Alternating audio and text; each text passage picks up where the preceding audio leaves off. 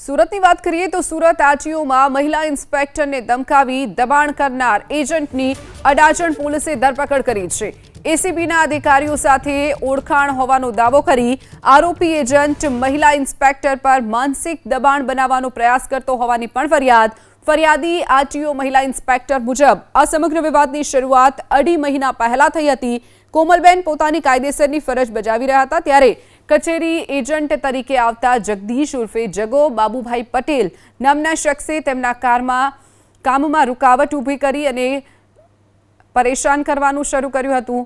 આરોપી અવારનવાર ડ્રાઇવિંગ સ્કૂલના કામો માટે કચેરીમાં આવતો હતો અને અધિકારીઓ પર અયોગ્ય દબાણ કરતો હોવાનો પણ ખુલાસો।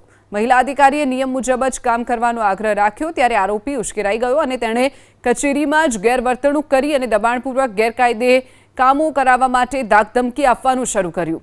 કેસમાં સૌથી ચોંકાવનારો વળાંક ત્યારે આવ્યો જ્યારે આરોપીએ ભ્રષ્ટાચાર વિરુદ્ધ બ્યુરો એસીબીમાં પણ અધિકારીને ડરાવવાનો પ્રયાસ કર્યો અને કામ નહીં થાય તો ખોટા કેસમાં ફસાવી દેવાની પણ ધમકી આપી હતી।